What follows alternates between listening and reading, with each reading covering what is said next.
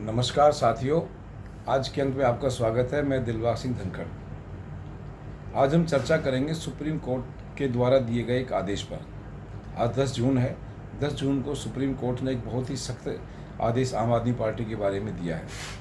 लगता है चुनाव के बाद भी आम आदमी पार्टी की समस्याएं ख़त्म होने का नाम नहीं ले रही हैं। उनकी पार्टी द्वारा जो कितने भी घोटाले गड़बड़ किए गए हैं, लगता है वो उनका पीछा छोड़ने का नाम ही नहीं ले रहे हैं। जैसे आपको पता होगा, उनके बड़े बड़े नेता जो बड़े बड़े 3 नेता हैं, वो तीनों जेल में हैं और एक संजय सिंह भी जमानत पे हैं। केजरीवाल जी जो इनके पार्टी कन्वीनर हैं, सब कुछ हैं, करता धरता है, वो भी जेल के अंदर हैं। और आज सुप्रीम कोर्ट ने एक और इन पर ऐसा घाव पे नमक छिड़का है, उन पर ऐसा सख्त आदेश दिया है कि उसके बारे में आपको जानना बहुत ज़रूरी है। जैसे कि आपको पता होगा कि दिल्ली हाई कोर्ट की कुछ ज़मीन थी जिस पर आम आदमी पार्टी ने कब्जा कर रखा था। 2020 में वो ज़मीन आम आदमी पार्टी को लैंड डिपार्टमेंट द्वारा आवंटित कर दी गई थी, लेकिन उस पर आम आदमी पार्टी ने अपना ऑफिस बनाने के लिए उस पर कब्जा कर रखा था। वो उस ज़मीन को छोड़ नहीं रहे थे। 2015 से आम आदमी पार्टी ने उस ज़मीन पर कब्जा किया हुआ था और इसके रिगार्डिंग ही किसी ने केस डाला था और उस केस में ये तथ्य सामने निकल के आया कि ये ज़मीन तो हाई कोर्ट के लिए 2020 में ही आवंटित कर दी गई थी, लेकिन इसको अभी तक आम आदमी पार्टी एक ज़बरदस्ती उस पर कब्जा किए हुए है, जो कि बहुत गलत बात है। जब ये मामला सुप्रीम कोर्ट में पहुंचा तो सुप्रीम कोर्ट में मामला पहले से ही इसमें डिक्लेयर हो गया था। मार्च में ही हमारे जो CJI है DY चंद्रचूड़ जी, उनकी अध्यक्षता में 2 जज साहब और थे, उन्होंने ये फैसला ले लिया था कि भाई आप इसको ज़मीन को फटाफट खाली कीजिए। लेकिन जो आम आदमी पार्टी के जो अभिषेक मनु सिंह जी हैं, वकील साहब, उन्होंने एक एप्लीकेशन लगा दी। जब इलेक्शन का टाइम चल रहा है, ये मार्च की बात है ये, अब उन्होंने मार्च में एप्लीकेशन लगाई भाई अभी इलेक्शन चल रहा है, थोड़ा सा हमें टाइम दीजिए।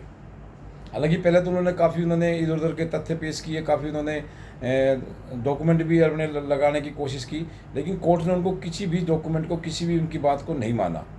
और जैसे कि आजकल आप मीडिया में देख रहे हैं कि उनका डेली कुछ ना कुछ नया गड़बड़ घोटाला सामने आ रहा है, उससे भी उनकी इमेज बिल्कुल ख़राब हो चुकी है। यानी कि सुप्रीम कोर्ट में भी अब उनकी ऐसी एक इमेज बन चुकी है कि उन पर कोई रियायत या उनको कोई छूट देना कोर्ट एक वेस्टेज ऑफ टाइम मानता है। और आज के निर्णय में बिल्कुल यही साफ दिखाई दिया गया। तो मार्च में CJI की जो एक बेंच थी, उसमें एक फैसला हुआ था कि भाई आप 15 जून तक इस ज़मीन को क्लियर कर देंगे।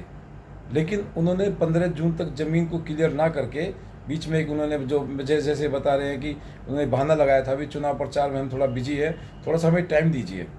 तो उस समय सुप्रीम कोर्ट ने उनको 15 जून तक का टाइम दे दिया गया था। लेकिन अब आज वो सुप्रीम कोर्ट में उनको लगा हुई 15 तारीख तक हम खाली नहीं कर पाएंगे, तो उसमें कोर्ट की कुछ अवमानना ना हो जाए, इस वजह से एक वो एडवांस में चले गए।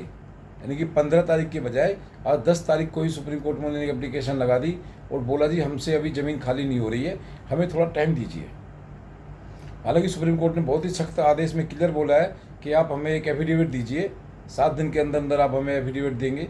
अभिषेक मनु सिंह को बोला है सुप्रीम कोर्ट के जो वैकेशन बेंच जो लगी हुई है, उसमें जस्टिस साहब हैं, जस्टिस नाथ जी हैं और जस्टिस हमारे संदीप मेहता जी हैं। उन्होंने क्लियर बोल दिया भाई आप एक एफिडेविट जमा कीजिए 7 डेज़ के अंदर, तभी हम आपकी बातों पर भरोसा कर पाएंगे कि आप इसको दोबारा से आगे इस टाइम को नहीं बढ़ाएंगे और हमारा टाइम ख़राब नहीं करेंगे। आप जो कानून की प्रक्रिया में इसको डिले नहीं करेंगे। आपको इसी शर्त पर 10 अगस्त तक का उनको टाइम दिया गया है। यानी कि सुप्रीम कोर्ट ने बिल्कुल साफ सख्त शब्दों में कह दिया कि आप जब तक एफिडेविट नहीं देंगे, हम आपकी किसी बात पे भरोसा नहीं करेंगे। बताइए, एक इतनी बड़ी, यानी कि आम आदमी पार्टी जो दिल्ली के में उनकी सरकार है, पंजाब में उनकी सरकार है और इंडी गठबंधन में भी काफ़ी वो हा उल्ला उन्होंने मचाया था, लेकिन फिर भी उनकी इमेज ऐसी हो गई है, सरकार को या सॉरी हमारे सुप्रीम कोर्ट को उन पर बिल्कुल भी भरोसा नहीं है। यानी कि उन्होंने साफ बोल दिया जब तक आप एफिडेविट नहीं देंगे, हम आपकी बात का भरोसा नहीं करेंगे। अब इससे ज़्यादा बड़ा एक उनके लिए शर्मिंदगी क्या बात होगी कि बस सुप्रीम कोर्ट ने बोल दिया कि आप एफिडेविट दीजिए, तभी आपकी किसी बात पर विचार किया जाएगा। तो अब 10 अगस्त का उनको बिल्कुल लास्ट जो डेडलाइन दे दी गई है। हालांकि दोबारा उनको टाइम बढ़ाया गया है, लेकिन अब मुझे लगता है कि सुप्रीम कोर्ट का जो सख्त निर्णय जो आया है, उससे उनको 10 अगस्त से पहले या 10 अगस्त तक अपनी ज़मीन को बिल्कुल खाली करके वो सुप्रीम कोर्ट के हैंड ओवर कर देंगे, जिससे सुप्रीम कोर्ट उसमें, हाई कोर्ट उसमें अपने कुछ जो है कोर्ट चैम्बर बढ़ाएंगे, बिल्डिंग बढ़ाएंगे, पब्लिक की सेवा के लिए वो ज़मीन काम आएगी। क्योंकि हाई कोर्ट पहले ही बोल चुका है कि हमारे 90 जजों की हमें 90 कोर्ट रूम की आवश्यकता है, जिसके लिए हमें ये ज़मीन बहुत ज़रूरी है और सेंटर दिल्ली में हमें चाहिए। क्योंकि हाई कोर्ट वगैरह ये जो मैटर होते हैं, जितना सेंटर में रखा जाए उतना ही ज़्यादा अच्छा होता है। बाकी आपको पता होगा हमारा हाई कोर्ट, सुप्रीम कोर्ट भी बिल्कुल सेंटर दिल्ली में ही है, तो उसी के हिसाब से उन्होंने कोर्ट ने वहाँ ज़मीन की एक मांग की थी और सरकार ने उनको 2020 में ज़मीन अलॉट कर दी थी। लेकिन आम आदमी पार्टी ने इस ज़मीन को छोड़ा नहीं और अपने इसको कब्जे में लिए रखा, जो कि एक तरह से ज़मीन का जो है अतिक्रमण है। इस पर सुप्रीम कोर्ट ने बिल्कुल साफ बोल दिया है कि आप इस ज़मीन को तुरंत खाली कीजिए। अब उनको ये ज़मीन खाली करनी पड़ेगी, इसमें कोई दो राय नहीं है। लेकिन मैं इसमें छोटी सी एक बात एक और कहना चाहता हूँ कि जैसे कि आम आदमी पार्टी का बिल्कुल पर्दाफाश होता जा रहा है और जैसे कि आपको पता है वो डे बाय डे नए नए कामों में एक्सपोज होते जा रहे हैं और उनकी इमेज बिल्कुल गिरती जा रही है। इसमें कोई अब दो राय नहीं है कि उनकी जो हर तरह से जो उनकी एक साख थी बिल्कुल ख़राब हो चुकी है। अब उन पर कोई ज़्यादा लोग भरोसा कर नहीं रहे हैं। थोड़े बहुत लोग ही बचे होंगे जो उन पर भरोसा कर रहे हैं, लेकिन अब ज़्यादातर जो संपन्न या परिवार है, जो ज़्यादा भी जो राजनीति की समझ रखते हैं, जो थोड़ा भी इसको दिमाग से थोड़ा सा सोचेंगे, तो मुझे लगता है कि ये उन पर कोई भरोसा नहीं करेगा। अब साथ में मैं एक चीज़ और कहना चाहूँगा, खासकर हमारे सुप्रीम कोर्ट हाई कोर्ट के लिए, दिल्ली हाई कोर्ट के लिए, दिल्ली हाई कोर्ट इस मामले में बहुत ही खुश नसीब है कि वो ज़मीन आम आदमी पार्टी ने कब्जा की है। आम आदमी पार्टी से हाई कोर्ट ने थोड़ा सा सख्ती से पेश आया और ज़मीन को खाली करनी पड़ेगी। लेकिन इसके साथ ही मुझे एक मामला, आपको भी शायद याद होगा, मुझे भी याद आ रहा है, इलाहाबाद हाई कोर्ट का मामला।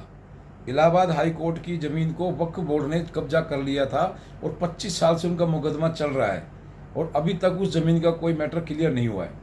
तो मैं इस मामले में मानता हूँ कि हमारा जो दिल्ली हाई कोर्ट है, या ये जो बहुत ही खुशनसीब है कि उनकी ज़मीन को आम आदमी पार्टी ने कब्जा किया है, जिसको आसानी से छुड़ाया जा सकता है। अगर इसी ज़मीन को वक्फ बोर्ड ने कब्जा किया होता तो मुझे लगता है इसमें भी 25, 30, 50 साल लग जाते और शायद पर भी फिर तब भी पता नहीं क्या रिजल्ट आता, इसके बारे में नहीं कहा जा सकता।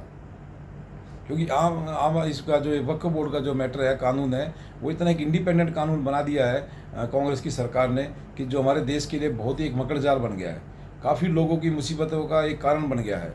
जब तक ये वक्फ बोर्ड का एक्ट चलता रहेगा, ज़मीन का ऐसे ही अतिक्रमण कब्जा होता रहेगा, इसको सरकार को तुरंत ख़त्म करना चाहिए। एक अच्छी व्यवस्था लानी चाहिए जिससे कि हर एक को अपना कानून में, अपना न्याय में अपना पक्ष रखने की छूट मिले।